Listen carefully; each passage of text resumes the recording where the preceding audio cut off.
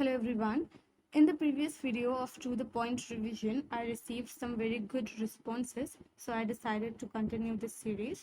In the previous video, I have discussed nervous system. Okay, ये पूरा हम लोग ने discuss किया था. In this video, I will discuss brain. So this is my brain note. Okay. तो यहाँ पे तो कुछ general information I have mention, इतना ये इम्पोर्टेंट नहीं है ये चीज़ें. Okay, so there are 3 parts of brain. ठीक है, 4 ब्रेन जिसको प्रोजेंसेफेलॉन बोलते हैं, जिसके अंदर telencephalon and diencephalon are the 2 parts. Okay, then mid brain, इसको मेसेंसेफेलॉन बोलते हैं, which include all these parts. And third is hind brain, जिसको रोम्बेनसेफेलॉन बोलते हैं, and it includes metencephalon and myelencephalon. Metencephalon के अंदर pons and cerebellum, these are the content. अब 4 brain के अंदर वी हैव टेलेंसेफेलॉन, जिसके अंदर सेरिब्रल कॉर्टेक्स हमारा पूरा आ जाता है, जिसके अंदर frontal lobe, temporal lobe, occipital lobe and parietal lobe. ठीक है, basal ganglia, hippocampus and amygdala, these are the parts which are included in the telencephalon. Next is diencephalon, which includes thalamus and hypothalamus and pineal gland. ठीक है, तो अब ये जो सारे components हैं, ये सारे कंपोनेंट्स किसके अंदर है? 4 ब्रेन के अंदर है. ठीक है, तो ऐसे भी आ जाए तभी आप समझ जाओ, अलग अलग आए तभी आप समझ जाओ. ठीक है, उसके बाद आता है हमारा मिड ब्रेन का. ठीक है, जिसको मेसेंसेफेलॉन बोलते हैं, and it includes tectum, tegmentum, cross सेरिब्री and substantia nigra. ठीक है, टेक्टम के अंदर हमारा superior colliculus and inferior colliculus, ये 2 पार्ट्स आते हैं. Superior colliculus is responsible for vision. ठीक है, जो हमारी विजन इंफॉर्मेशन होती है that goes into mid brain of superior colliculus, and inferior colliculus is for auditory information. Tegmentum के अंदर क्या है? Motor movement. ठीक है, it includes red nucleus. Red nucleus किसके लिए रिस्पॉन्सिबल है? मूवमेंट एंड मोटर कंट्रोल के लिए. Then next is crus cerebri. This is responsible for refined movement. अगर इसका डैमेज हो जाता है तो पैरालिसिस हो सकता है. Now these 2 parts, tegmentum and crus cerebri, includes what? Cerebral peduncle. यानी ये दोनों चीज़ें मिला के क्या बनता है हमारा? Cerebral peduncle. Okay, substantia nigra. ठीक है, ये किस लिए रिस्पॉन्सिबल है? वॉलंटरी मूवमेंट के लिए, हमारा मूड रेगुलेट करता है, प्रोड्यूस डोपामिन. ठीक है, अगर डैमेज होता है तो डोपामिन डिक्रीज हो जाता है, which could lead to Parkinson disease. Okay, next is hind brain. Hind brain के अंदर आता है हमारा 2 parts, one is metencephalon and another one is myelencephalon. Metencephalon में पॉन्स. ठीक है, pons is responsible for sleep, body arousal, movement. ठीक है, relay sensory information to cerebellum. इसका काम क्या होता है कि ये जो सेंसरी इंफॉर्मेशन है उसको सेरिबेलम तक की लेके जाता है. Connects 4 brain to hind brain. 4 brain और हिंड ब्रेन को कनेक्ट करता है this Pond's.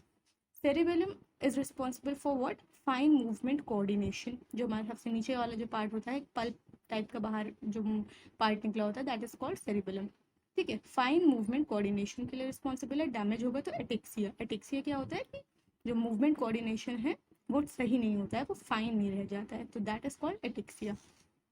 Balance and equilibrium के लिए रिस्पॉन्सिबल है मसल टोन, मोटर लर्निंग. ठीक है, मोटर लर्निंग यानी कि जो हमारा जो मतलब जितने भी मोटर एक्टिविटीज़ होती हैं, हाउ टू कॉम, ठीक है, how to ride a cycle, how to swim, ये सारी जो प्रोसीजरल मेमोरी हमारी होती है वो सेरिबेलम में स्टोर होती है. Remember this. Okay, sense of body position, ये भी सेरिबेलम के लिए होता है. ठीक है, क्लासिकल कंडीशनिंग सेरिबेलम के थ्रू होती है. हैबिट फॉर्मेशन, ठीक है, यानी जो हमारी हैबिट्स होती हैं वो is stored in the cerebellum. Next is माइलसेफेलॉन.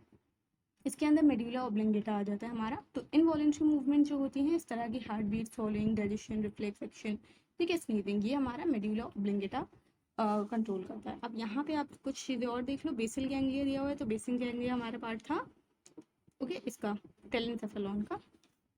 4 brain के अंदर पार्ट है telencephalon which includes basal ganglia. तो व्हाट इज किस लिए रिस्पॉन्सिबल है basal ganglia? It controls of voluntary movements, voluntary motor movements. Procedural learning यहाँ से होती है. हैबिट लर्निंग, अच्छा, प्रोसीजरल लर्निंग बेसल गैंग्लिया में भी है, प्रोसीजरल लर्निंग हमारी सेरिबेलम में भी है. ठीक है, हैबिट लर्निंग यहाँ पे बेसल गैंग्लिया में भी है, and habit is also there in the cerebellum. Eye movement, ठीक है, this is control by basal ganglia. Cognition, emotion, working memory, attention, इतने सारे जो प्रोसेस हैं ये सब बेसल गैंग्लिया के हैं. नाउ रिमेंबर कि ये सारे जो फंक्शन है, कॉग्निशन है, वर्किंग मेमोरी, अटेंशन, ये सब हमारा 4 ब्रेन का पार्ट होता है. ठीक है, तो इससे भी आप याद रख सकते हो that basal ganglia is included in under 4 brain. ठीक है, अब हिप्पोकैम्पस का देखते हैं. हिप्पोकैम्पस के लोकेशन कहाँ है? टेम्पोरल लोब में. ठीक है। लिम्बिक सिस्टम का पार्ट है ये, motivation, emotion, learning and memory, इन सब के लिए रिस्पॉन्सिबल है। स्पेशियल नेविगेशन, ठीक है, स्पेशियल नेविगेशन के लिए जो सेल्स रिस्पॉन्सिबल हैं that are called pyramidal cells. And long term potentiation कहाँ पे होता है, हिपोकैम्पस के अंदर होता है।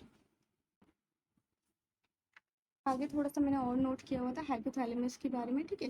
It is autonomic function control, ठीक है। एंडोक्राइन फंक्शन कंट्रोल, होम्योस्टासिस जो होता है वो भी हाइपोथैलेमस के अंदर होता है। मोटर फंक्शन कंट्रोल करता है ये।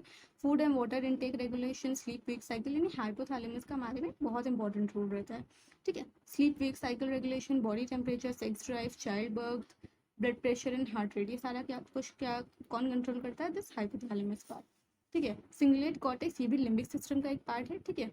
Superior to corpus callosum in frontal and parietal lobe, ठीक है। कॉर्पस कोलोजम जो हमारे दो हेमिस्फेयर को ज्वाइन करता है दैट इज कॉर्पस कोलोजम, तो उसके सुपीरियर है, उसके ऊपर है, that is called cingulate cortex, ठीक है। दो होते हैं, मेजर होता है हमारा एंटीरियर जो बहुत सारे फंक्शंस को कंट्रोल करता है, दैट इज इमोशनल बॉन्डिंग, ठीक है। Attachment between mother and child, related to amygdala, fear conditioning, ठीक है, साथ में होता है इसी के। Also related to hippocampus and hypothalamus. Active during cognitive task के टाइम पे एंटीरियर सिंगुलेट कॉर्टेक्स एक्टिव रहता है, ठीक है। एरर रिकॉग्निशन करता है ये, ठीक है। पोस्टीरियर सिंगुलेट कॉर्टेक्स में क्या है, स्पेशियल मेमोरी है, spatial orientation, movement and navigation, ये सारा पोस्टीरियर सिंगुलेट कॉर्टेक्स का काम है, ठीक है। तो इन अगर कंबाइंड देखें तो सिंगुलेट गायरस, ठीक है, जो गायरस है यानी जो हिली एरिया होता है, ठीक है, दैट इज गायरस। तो it's cingulate gyrus coordinates smells and site, ठीक है, स्मेल और साइट को कोऑर्डिनेट करती है विद प्लेजेंट मेमोरीज, ठीक है। मेमोरीज के साथ साथ हमारी बहुत सारी चीज़ें रिलेटेड होती हैं, स्मेल्स हैं, ठीक है, जो साइट जो चीज़ें हम देख रहे हैं वो चीज़, ठीक है। Induces an emotional reaction to pain and help regulate aggressive behaviour, तो ये पूरा फंक्शन होता है सिंगुलेट गायरस का। अच्छा, remember as I have told कि ये सिर्फ एक रिविजन सीरीज है, इसलिए मैंने टू द पॉइंट जो भी चीज़ें थी मैंने वही करा रही हूँ, ठीक है। आई एम जस्ट अज्यूमिंग कि आप लोगों को इन डेप्थ नॉलेज होगी इसकी, ठीक है। तो अभी हम अलग अलग देख लेते हैं, ठीक है, फ्रंटल लोब, पैराइटल लोब, इन सबको, तो ज़्यादा अच्छे से क्लियर हो जाएगा। तो फ्रंटल लोब क्या है, जो इसका मेन है, planning, goal directed behaviour, recognise future consequences of current action, choosing between good and bad, ये सब मतलब फ्रंटल लोब के अंदर आ जाता है। तो मेन इसके अंदर क्या फंक्शंस होते हैं, हाई ऑर्डर फंक्शंस, ठीक है, जो इसका प्री फ्रंटल कॉर्टेक्स है वो रिस्पॉन्सिबल होता है हाई ऑर्डर फंक्शन का, ठीक है। मोटर परफॉर्मेंस, मोटर कॉर्टेक्स होती है फ्रंटल लोब में, तो वह इसलिए मोटर परफॉर्मेंस फ्रंटल लोब के अंदर आ जाता है, ठीक है। एक्सप्रेसिव लैंग्वेज, ब्रोकाज एरिया कहाँ होता है, फ्रंटल लोब में ही होता है। तो ये जो तीन मेजर फंक्शंस हैं ये फ्रंटल लोब के हैं, और इसके आगे मैंने ये भी लिखा हुआ है कि कौन सा पर्टिकुलर एरिया उसके लिए रिस्पॉन्सिबल है, ठीक है। अब बात करते हैं damage to frontal lobe leads to, अगर इसमें डैमेज हो जाए तो क्या क्या चीज़ें हो सकती हैं। अब इस चीज़ से आप ये भी समझ सकते हो कि फंक्शंस क्या क्या हैं, जो फंक्शन होंगे इसके वही तो डैमेज होगा तभी तो ये प्रॉब्लम्स अराइज होंगी ना, ठीक है। तो loss of simple movements, paralysis हो जाएगा, यानी कि मोटर कोऑर्डिनेशन के लिए भी frontal lobe is responsible. Inability to perform sequence of any task, sequence में जो टास्क करते हैं हम लोग वो भी, ठीक है। उसके बाद आ जाता है हमारा inability problem in speaking, because मैंने यहाँ पे बताया था एक्सप्रेसिव लैंग्वेज के लिए कौन सा पार्ट रिस्पॉन्सिबल है, ब्रोकाज एरिया, ठीक है। तो अगर वो डैमेज हो जाता है तो हमें स्पीकिंग में प्रॉब्लम होगी। देन ब्रोकाज अफेसिया हो सकता है, इनेबिलिटी टू एक्सप्रेस लैंग्वेज, इसी चीज़ को बोलते हैं कि ब्रोकाज एरिया डैमेज होगा तो Broca's aphasia will be there, okay. Loss of flexibility in thinking, thinking का मेन पार्ट होता है फ्रंटल लोब का ही, तो अगर वही डैमेज होगा तो फ्लेक्सिबिलिटी नहीं होगी। Lack of attention, mood fluctuation, emotional instability, तो इमोशन स्टेबल रखने में भी फ्रंटल लोब का काम होता है, ठीक है। डिफिकल्टी इन प्रॉब्लम सॉल्विंग, इसका भी प्रॉब्लम सॉल्विंग का काम है फ्रंटल लोब में, ठीक है। डिफिकल्टी इन कंट्रोलिंग रिस्पॉन्स और इम्पल्स, ठीक है, इम्पल्स कंट्रोल भी फ्रंटल लोब से होता है, क्योंकि इम्पल्स एक इड की तरह है, एक मतलब इमीजिएट, ठीक है। तो अब उसको कंट्रोल करने का काम जो रैशनल माइंड होगा वही करेगा, and frontal lobe is the rational mind, ठीक है। अडाइनेमिया क्या होता है, reduced motivation, initiation and persistence on activities, ठीक है। तो अडाइनेमिया इज अ डिसऑर्डर जो damage to the frontal lobe की वजह से हो सकता है, ठीक है। Changes in social behaviour and changes in personality, ठीक है, तो पर्सनालिटी के लिए भी रिस्पॉन्सिबल है frontal lobe. Next is parietal lobe, इसका मेन फंक्शन क्या है, process and interpret somatosensory input, क्योंकि हमारी जो सोमैटोसेंसरी जो कॉर्टेक्स होती है वो पेरेटल लोब में होती है, ठीक है। प्रोप्रियोसेप्शन क्या है, position and movement of our body parts, proprioception एक कि हमारे जो बॉडी पार्ट्स हैं, ठीक है, उसकी पोजीशन, उसका मूवमेंट, ये सब का मतलब एक स्पेस में हमारी बॉडी, हाथ कहाँ है, पैर कहाँ है, ये सब का पूरा ज्ञान एक नॉलेज, उसको बोलते हैं प्रोप्रियोसेप्शन, ठीक है। Damage to parietal lobe leads to, अगर इसमें डैमेज होगा तो क्या क्या प्रॉब्लम होगी, डिफिकल्टी ड्राइंग ऑब्जेक्ट्स, ठीक है, difficulty in distinguishes from left from right, left right का डिफरेंस नहीं हो पाएगा, special disorientation and navigation difficulties, ठीक है, जो स्पेस में या डिस्टेंस कितना है, डायरेक्शन क्या है, ये सारी चीज़ें, ठीक है। प्रॉब्लम्स विद रीडिंग, इसको एलिप्सिया बोलते हैं। Inability to locate the words from writing, ठीक है, जिसको एग्रेफिया बोलते हैं, इस डिसऑर्डर को, inability to locate the words for writing. Next is difficulty with doing mathematics, that is dyscalculia, ठीक है, lack of awareness of certain body parts surrounding space, ठीक है, नेग्लेक्ट इस चीज़ को बोलते हैं, नेग्लेक्ट हो जाता है, नहीं पता होता है, क्योंकि प्रोप्रियोसेप्शन के लिए रिस्पॉन्सिबल है ना, तो अगर डैमेज हो जाएगा तो पैरेटल लोब में, तो ये प्रॉब्लम होगी, यही चीज़ है यहाँ पे। Inability to focus visual attention, difficult with motor planning and complex movement, ठीक है, जिसको अप्रेक्सिया बोलते हैं। नेक्स्ट इज टेम्पोरल लोब, ठीक है, ऑडिटरी परसेप्शन जो सबसे मेन चीज़ है, ठीक है, memory, speech, language comprehension, Wernicke's area, यहाँ पे लैंग्वेज कॉम्प्रीहेंशन टेम्पोरल लोब में है, वर्निकीज एरिया वहाँ पे ब्रोकाज एरिया था फ्रंटल लोब में, ठीक है। नेक्स्ट इज विजुअल परसेप्शन, अच्छा, इमोशनल रिस्पॉन्स हाइपोथैलेमस, क्योंकि हाइपोथैलेमस टेम्पोरल लोब में होता है, ठीक है।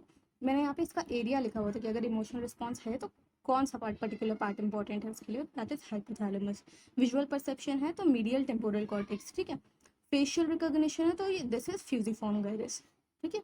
And olfactory cortex, olfactory cortex भी हमारी टेम्पोरल लोब में होती है, ठीक है। अच्छा, ये लिखा था मैंने कि पैरेटल और टेम्पोरल लोब को जो ज्वाइन करता है एरिया, उसको बोलते हैं, जो मतलब फिशर होता है उसको बोलते हैं फिशर ऑफ सिल्वियस। उसके बाद है damage to temporal lobe leads to, अगर टेम्पोरल लोब डैमेज होगा तो what will happen, difficulty in understanding spoken words, ठीक है, रिसेप्टिव अफेजिया, कॉम्प्रीहेंशन नहीं हो पाता है ना, लैंग्वेज कॉम्प्रीहेंशन के लिए रिस्पॉन्सिबल है, तो अगर डैमेज होगा तो वो चीज़ है, रिसेप्टिव अफेजिया।